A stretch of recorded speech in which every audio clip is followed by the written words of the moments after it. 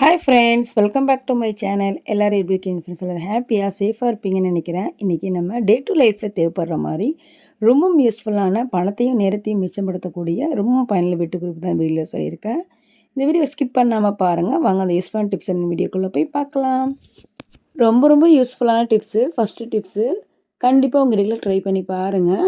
So நம்ம வீட்டில் நம்ம பாத்திரம் விளக்க யூஸ் பண்ணுற ஸ்க்ரப்பர் ஆகட்டும், நம்ம பாத்திரம் யூஸ் பண்ணுற ஸ்க்ரப்பர் ஆகட்டும், ஸோ இது எல்லாமே வந்து ரொம்ப ஹைஜீனிக்காக இருந்துச்சுன்னா ரொம்ப நல்லாயிருக்கும். அதே சமயத்தில் நம்மளுக்கு விலை மலிவு குறைவான விலையில் இந்த மாதிரி நீங்கள் வாங்கி வச்சிட்டிங்க அப்படின்னா சூப்பராக நம்ம 2-3 மாதம் வரைக்கும் இதை யூஸ் பண்ணிக்கலாம். ஸோ இந்த மாதிரி நார், அதாவது இந்த நார் வந்து கிட்டத்தட்ட ஒரு 20 ரூபாய்க்கு தான் வாங்கினேன். இதை வந்து குட்டியாக கொஞ்சமாக நீங்கள் கட் பண்ணிவிட்டு அதுக்கப்புறம் வந்து தண்ணியில் ஊற வச்சதுக்கப்புறம் வந்து இந்த மாதிரி நான் இப்போ இந்த வீடியோவில் கட்டின மாதிரியே பிரித்து எடுத்தீங்க அப்படின்னா நேச்சுரலான சூப்பரான ஸ்க்ரப்பர் வந்து நமக்கு ரெடி ஆகும். இது வந்து உடம்புக்கு ரொம்ப நல்லது. பாத்திரம் விளக்கத்துக்கு யூஸ் பண்ணுறது ரொம்ப நல்லது. மாதத்துக்கு ஒரு முறை இந்த மாதிரி நீங்கள் எடுத்துட்டிங்க அப்படின்னா ரொம்பவும் யூஸ்ஃபுல்லாக இருக்கும். வெறும் 20 ரூபாய் செலவில் 4-5 மாதம் வரைக்கும் நீங்கள் இதை யூஸ் பண்ணிக்கலாம். எந்த ஒரு சைடு எஃபெக்ட்டும் இல்லாமல் கண்டிப்பாக உங்கள் வீட்டில் ட்ரை பண்ணி பாருங்கள். அடுத்து நம்ம வீட்டில் அரிசிகளில் வரக்கூடிய வண்டுகள்லாம் வந்து தடுக்க இந்த மாதிரி நீங்கள் காய்ந்த மிளகாயை ஒரு 4-5 எடுத்துக்கோங்க. கீழே முனைப்பகுதியில் லைட்டாக கட் பண்ணிவிட்டு நீங்கள் இந்த மாதிரி அரிசிகளில் சொருக்கி விட்டுட்டிங்க அப்படின்னா வண்டு வந்து ஒரு மணி நேரத்தில் வெளியே எல்லாமே வந்துடும். ஸோ இதை வந்து கொஞ்சம் சன்லைட் படுற மாதிரி நீங்கள் அப்படியே வச்சிட்டிங்க அப்படின்னா சூப்பராக எல்லா வண்டுமே வெளியே வந்துடும். கண்டிப்பாக ட்ரை பண்ணி பாருங்கள். அடுத்து நம்ம வீட்டில் சிக்கன் 65 ஆகட்டும், எதனா ஃப்ரை பண்ணுற ஐட்டம் ஆகட்டும் நீங்கள் செய்கிறீங்க அப்படின்னா ஆயில் வந்து ஊற்றுனதுக்குமே நீங்கள் உடனே வந்து அந்த பொருளை போட்டுறக்கூடாது. கொஞ்சம் நல்லா சூடானதுக்கப்புறம் வந்து இப்போ பாருங்கள், சிக்கன் 65 கொஞ்சமாக எண்ணெயில் அழகாக எப்படி வந்து நல்லா டீப் ஃப்ரை பண்ணி எடுக்கிறேன்னு.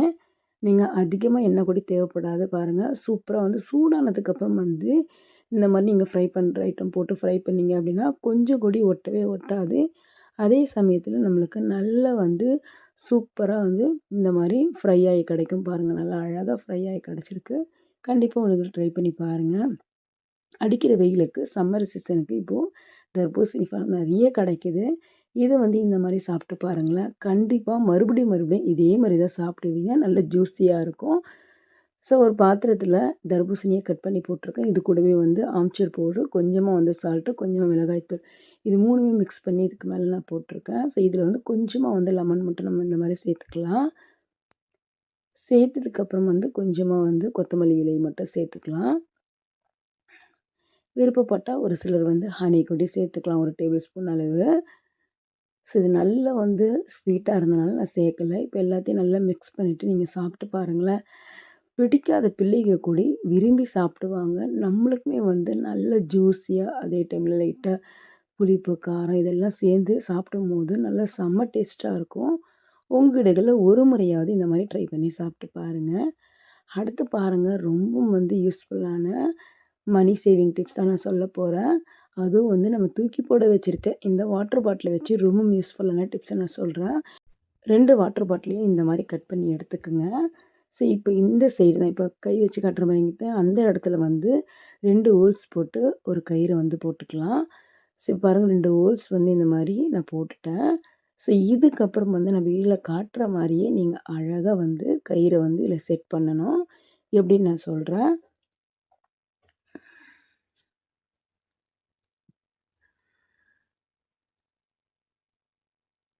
ஸோ இப்போ பாருங்கள், வீடியோவில் காட்டின மாதிரியே இந்த மாதிரி போட்டு விட்டுருங்க.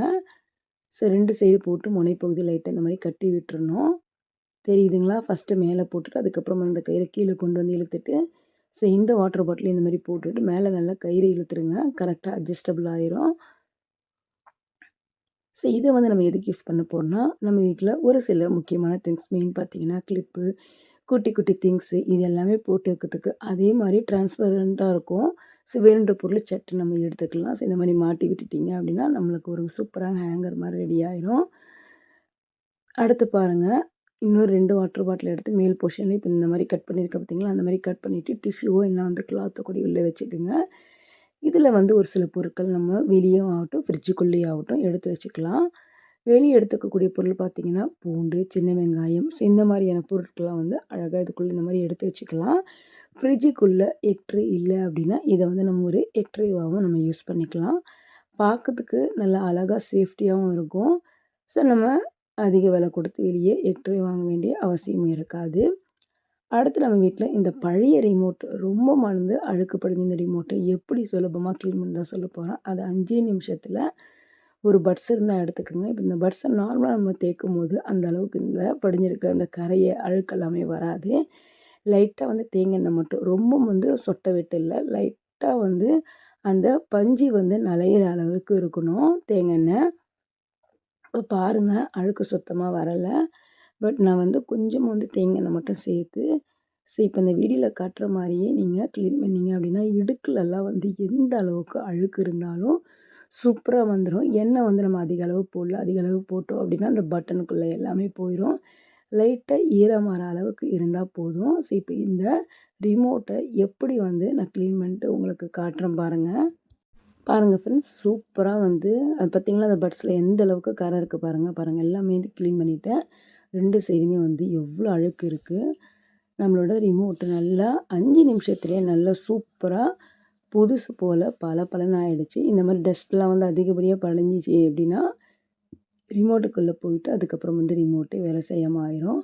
ஸோ இந்த மாதிரி இடுக்கு பகுதிகளெலாம் அழகாக இந்த மாதிரி கூட நீங்கள் க்ளீன் பண்ணி எடுத்துக்கலாம். கண்டிப்பாக ட்ரை பண்ணி பாருங்கள். இந்த டிப்ஸ் உங்களுக்கு கண்டிப்பாக பிடிச்சிருக்கும்னு நினைக்கிறேன்.